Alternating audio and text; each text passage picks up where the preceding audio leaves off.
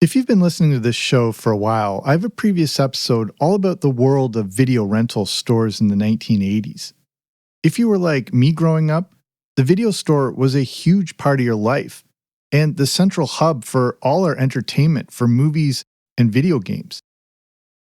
But we all know how the story turned out. Video stores slowly faded away and a new era of streaming took over. But they're not gone completely. So, what's it like to return to something that came from the 80s but still exists now? Well, today we're taking a little field trip.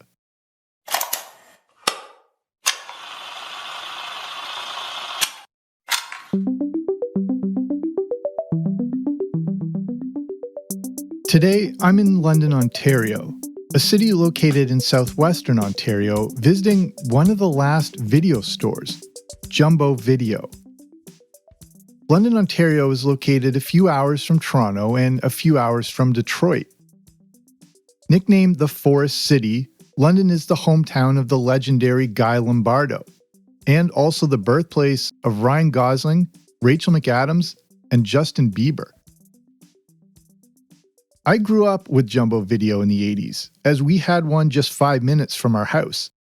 If you're Canadian, you know this was the place where you got free popcorn while you browsed. My family would go every week, and just the trip itself was an event. What new movies or games would you see? How much popcorn could you eat? Like all video stores in the 80s, just going there was a thrill. But Jumbo Video was just that extra bit special. As I pull up to the strip mall, I see the usual. There's a grocery store, a bank, and then that specific Jumbo Video logo with the elephant. Walking in, it's like a hit to the senses and a time machine all at once. Keep in mind, this isn't a little variety store with a few shelves of videotapes or DVDs, but a huge, fully functioning video rental center with row upon row of movies to rent. But a lot has changed since going into a video store in the 80s. Today, there are a lot of video games. Actually, a ton more. And we'll get back to that a little later. There are also toys in here, comic books, and even vinyl albums. But just seeing movies on shelves again, it's hard not to feel like you've gone back to your childhood and to the way things were when this location first opened in the late 80s. I'm also here to meet Phil and Donna Davidson, the couple who have owned this store for an incredible 34 years. I meet Phil and he takes me to the back part of the store. Surrounded by stacks of DVDs and some vinyl albums, I wanted to know about his introduction to video stores in the 80s before getting into the industry himself. It was back probably in the late 80s when, video stores were just sort of coming on. There was Blockbuster, of course. And I used to go to Blockbuster and rent movies. And that was my sort of introduction to the industry. But I never anticipated that I was ever going to get into that industry. I was in the building supply business. When the video industry come out, it was just something that I would take my daughter to. We go grab some movies and bring them home and sit some time together. And it's around this time that Jumbo Video first appears on the scene.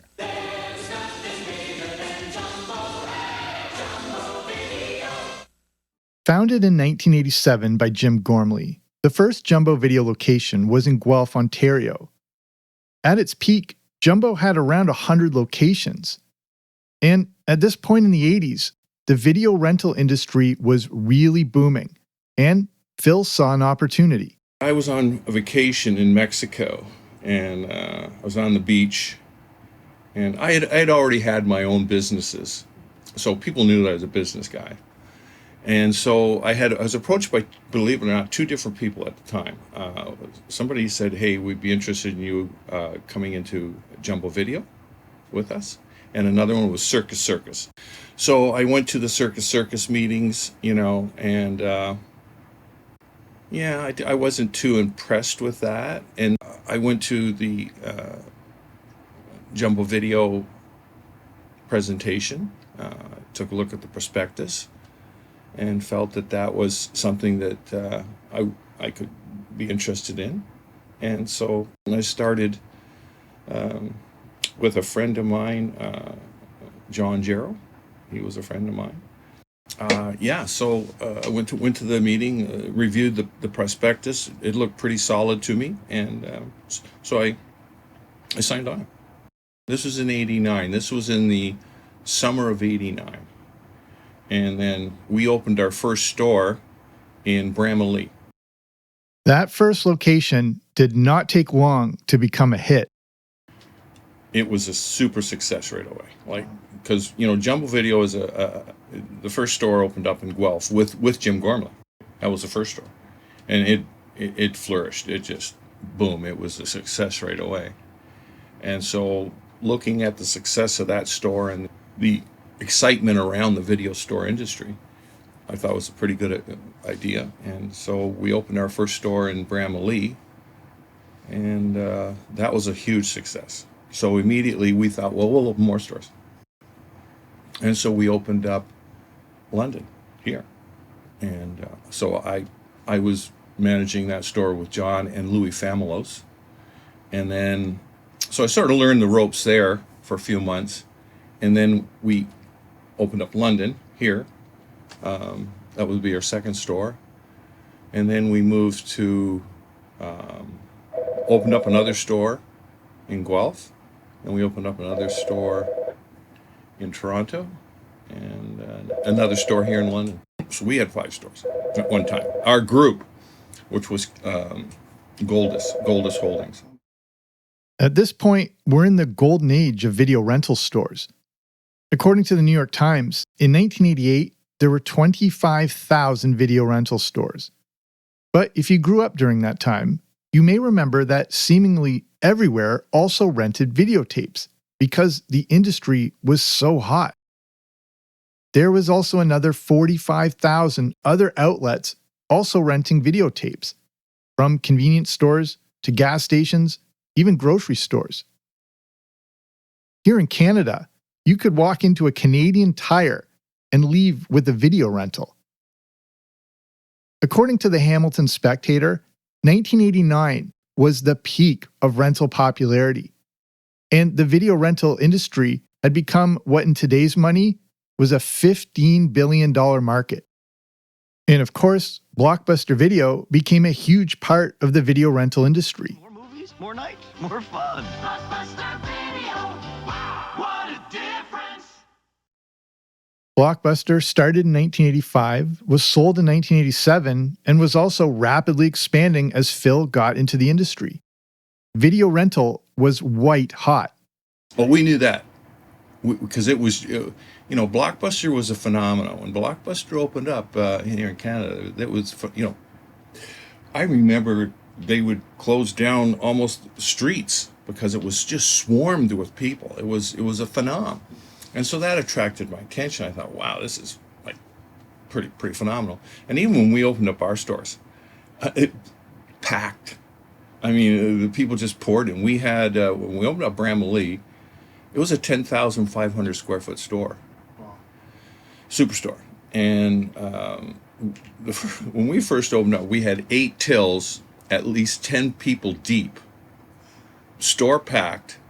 We had the free popcorn too, right? So that was sort of our little niche thing. Sort of, it was kind of unique to people. Yeah. And I mean, for us to have 150 people in the store, milling around, and the excitement that was with that, and the till just buzzing. I mean, it was an exciting time. Yeah. I mean, really exciting time.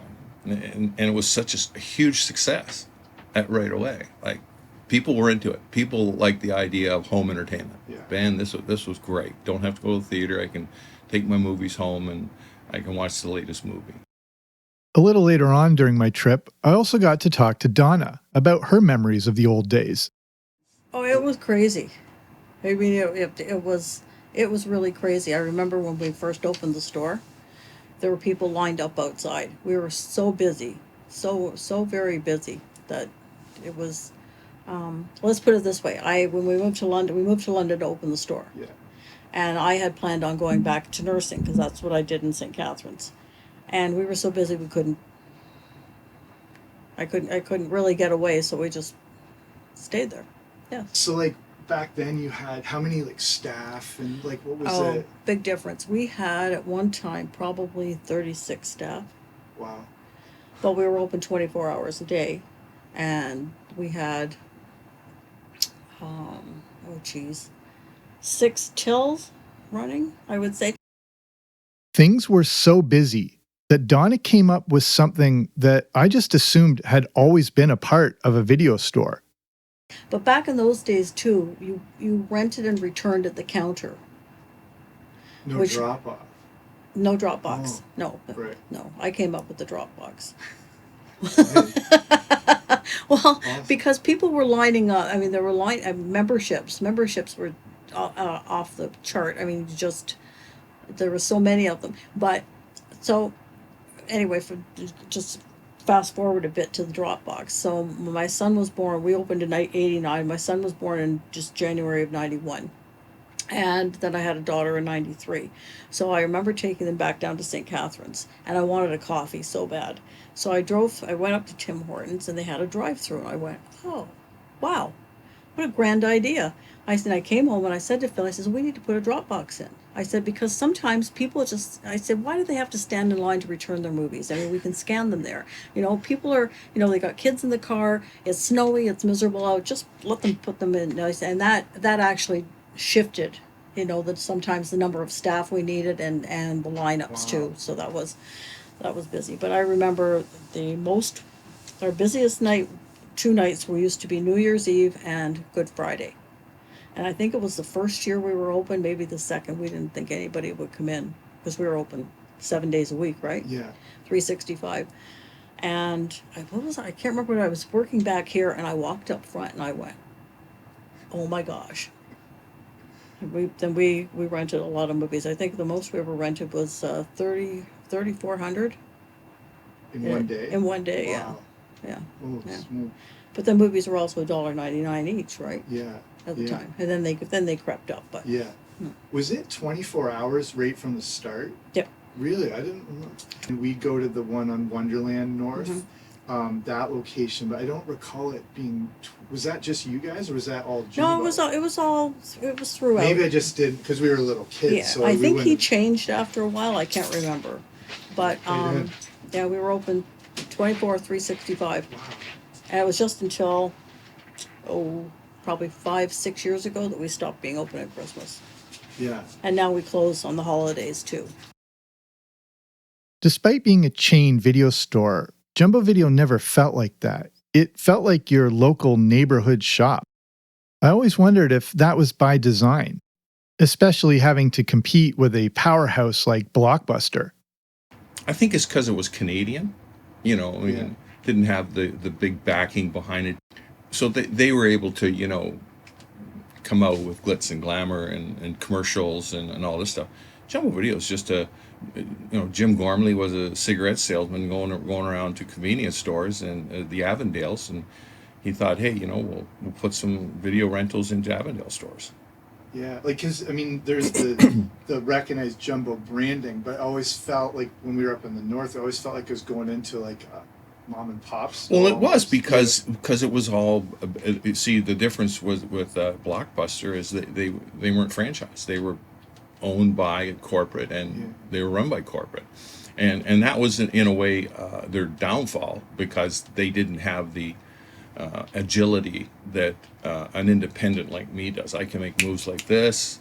They can't. Okay, so they have to wait for the corporate mandate to come down, and so we could quickly outmaneuver them with stuff because we could just make changes like this, and we were all mom and pa's, but at the end of the day, they're all Canadian people who bought into the franchise and were trying to make a go of it. So yeah, they definitely had a family feel to it, for sure.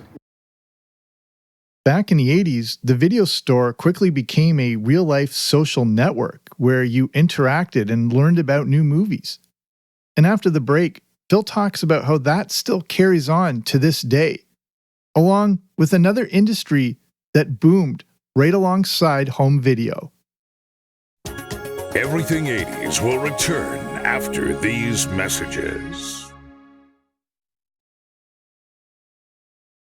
The main point in the 80s, no matter what video rental store you went to, these were our entertainment centers. Before streaming, before internet, it's where we learned about new releases or old ones we had never heard of. Video store clerks were the gurus into movies, informing us on things we might not have ever seen before and things that we would definitely like. And that's one of the amazing things about this store from the 80s that's still here with us today. It still offers that same experience. Even here, people come in, the dad brings his kids in, they run around and, they look at the movies. And it's a cheap night out. I mean, they'd go to the video store on a Friday night and they get a couple of movies. The kids would run around, they get a couple of movies, they get the free popcorn. And huge social. Even here today in this store here, a lot of people come in. And I see them, they gather in a corner or they gather and they're chatting. And they want to chat about movies. They want to chat about, whatever. But people want to say, well, I watched this movie and this is what I thought. And they're not getting that necessarily. So they're coming in and they're conversing with my staff and they love the idea of that they can talk to somebody about movies, especially, some of these older people, they're kind of lonely. And so this is a social entertainment venue for them. This is their big Friday night. One of the big changes in the store I mentioned earlier that I noticed right away is the amount of video games, something that's become a huge part of the business. Back in the 80s, when Jumbo Video first started, we only just had the NES and Sega. Will you be the one to experience the Nintendo Entertainment System? Comes with Rob, Zapper, Control Deck, 2 controllers, Gyromite, and Duck Hunt. When the Davidsons opened the London location, the Super Nintendo wasn't even out yet. But eventually, as the video game industry exploded, it became a big part of the store to this day, as the location is now called Jumbo Video Microplay, and that's a big part of the community aspect. We got into the video game industry, of course, and you need video game experts today. You need people who know the video game business, okay? So when a video gamer comes in here, he wants to speak to somebody who's totally up to speed on all the latest video game stuff, and we have that. We have experts in the store. I won't hire a person as I say, hey, you better be a video game expert, because a large portion of our rentals today are video games, okay? Because, video games like $90, and you don't necessarily want to drop $90. Yeah. So they'll come in and they'll ask the staff, hey, what's this game like? Is it, multiplayer, or have you played it, and so on and so forth. And they'll rent it. And then if they like it, we'll say, hey, you can buy it. But now you know whether or not it's going to be a good investment for you. Besides embracing the new world of video games, Jumbo Video has been able to stay open this long because they're able to pivot and make changes as they go. 12% of our income comes from rental. Okay? So let's say 90% of the revenue generated in the store is all sales. So we've had to adapt, change, morph, whatever you want to call it, as we see trends come along. I mean, I remember I was one of the first Jumbo Video stores to introduce sales. Really? We started selling VHS tapes. Really? Because we were rental. That's all we knew, And then we thought, well, no, maybe we can introduce sales into the store, And then we introduced just some chocolate bars, and it just, we got eyeballs in the store. So, yeah, put something in front of them, and if it's attractive, they'll buy it, right? Yeah. So we've really expanded our SKUs, our different lines, our sources, our revenue coming in on different product lines, right? Quite a few different product lines. But this is still a video store, and people do continue to rent movies. So what does that look like in 2023? You rent new releases. We have programs similar to like a Netflix where you pay $15, $14.99 a month, and you can rent unlimited 3 movies at a time. All of our older movies, our core movies that aren't on the new release wall. So we do have that, and people love it. So they can come in, they grab their 3 movies, and then they go home and they watch them, and then 2-3 days later they come back, they grab 3 more. We obviously live in an age of streaming services, and there's an entire generation that's all they know. They never grew up with a video store. But Phil told me something surprising. And here's something interesting too, just by the way. I've noticed lately, and I don't know if people are getting so sick of this Marvel and all this superhero stuff. Maybe it's been done. But boy, the kids, I call them kids, but let's say 15 to 30, you know what they're into? What? 80s and 90s movies, 70s, 80s, and 90s movies. They're renting them like crazy. I can't believe it. Psycho and all these older ones. Because they're kind of, I don't know. I think there's a little burnout on a lot of modern... It's the same thing over and over and over. All of a sudden they watch a movie like Psycho, or they watch a movie like, I don't know why that one keeps coming to mind, but some of these older movies, and they go, hey, that was really good, and they're into it. I mean, of course, the boomers and the older folks, they still want to rewatch them. But I'm surprised to see the youth. Over the years, VHS gave way to DVD and then Blu-ray and 4K. And of course, streaming that we've just touched on, which changed the home rental market forever. According to CNBC, DVD sales declined by more than 86% since 2008, while from 2011 onward, streaming platforms like Netflix, Hulu, and HBO rose by 1,231%. Phil and Donna have seen it all, and I wondered when they noticed the industry begin to change. The industry was really changing big time towards the late 1990s, in the late 90s, changing big time because people were starting to, actually the computers were really starting to take the people's attention, and that was, we were starting to see the downturn then. But I guess, I'd say the late 1990s it started to go south. I'm sure you've noticed, but there are a lot of streaming services out there now, and a lot of our recommendations are determined by algorithms. And you're never sure if a certain movie or TV show will continue to be on a specific service. This is why a store like Jumbo Video continues to exist to this day.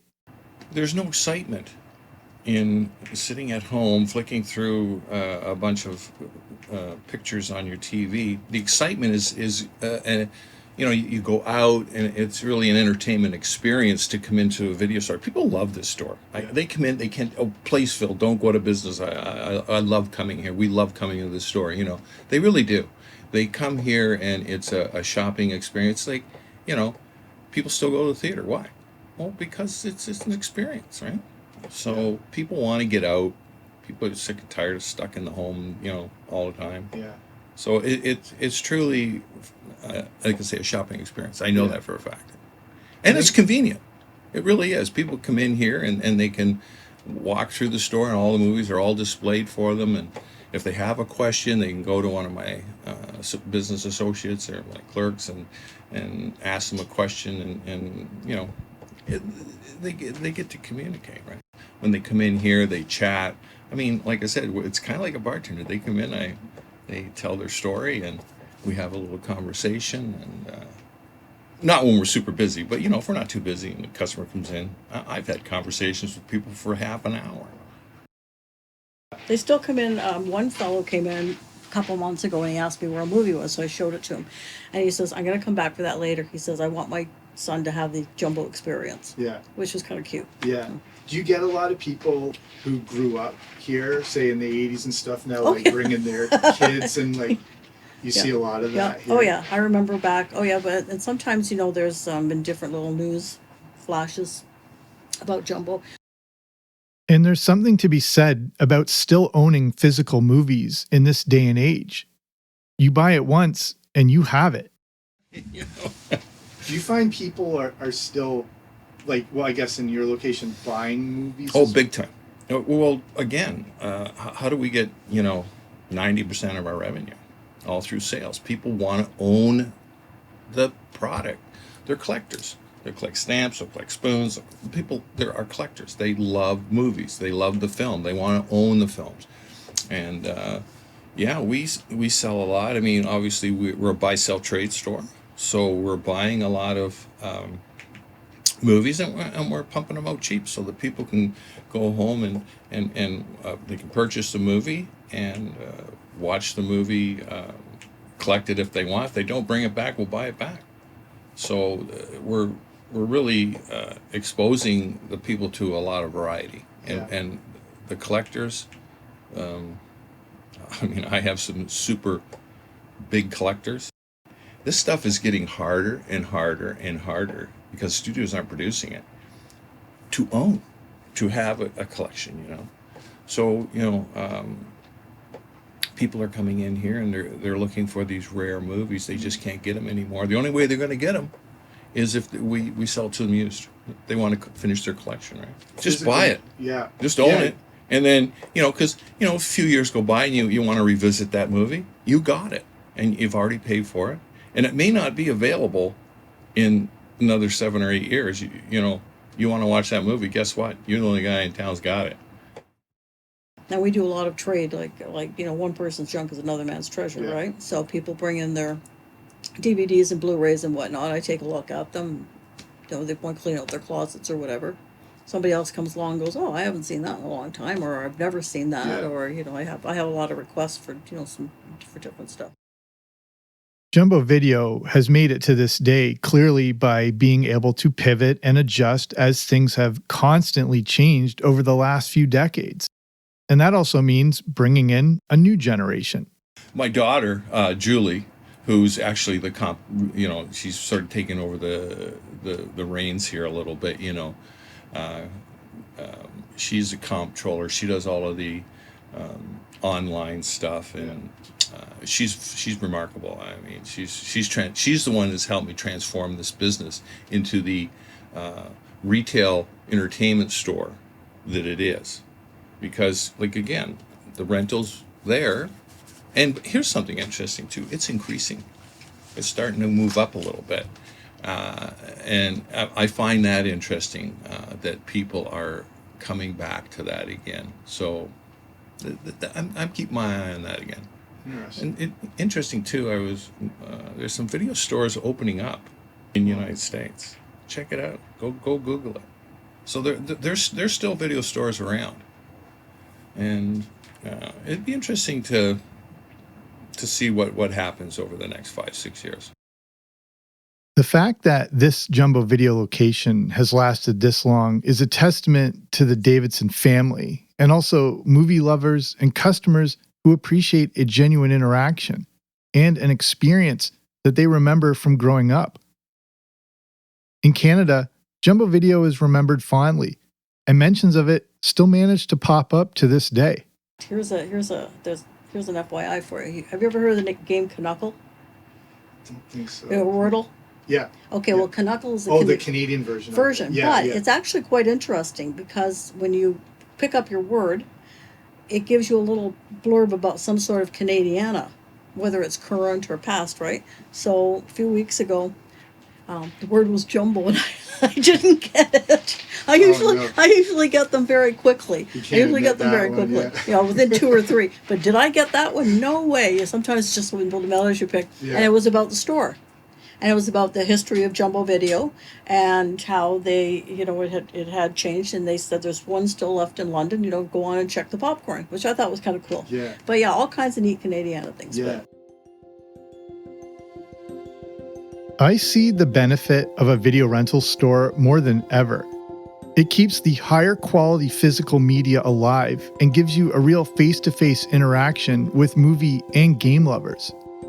It's all about a real community and like-minded people interacting in the same place, something we don't always get a lot of today. We often fantasize about time machines and the ability to go back in time. Jumbo Video is that time machine. Video stores are still around and keeping those memories of the 80s alive. Depending on where you live, it may be tougher to track one down, but they're out there. According to IBIS World, a prominent global research firm, as of the time of this recording, there are around 600 or so DVD, game, and video rental businesses in the US. It's hard to tell how many may specifically be video rental stores, but some do still remain. We all have our distinct memories of the 80s. And today, it's modern arcades, comic book stores, and a video store like Jumbo Video where those memories come back to life. You go to the store, browse all the new titles, and decide on your weekend entertainment. Will the movie you choose be great or not so good? It really doesn't matter, as that was part of the experience. The video rental store was all about the ritual, and it's amazing that the experience we had in the 80s can still exist in our modern age.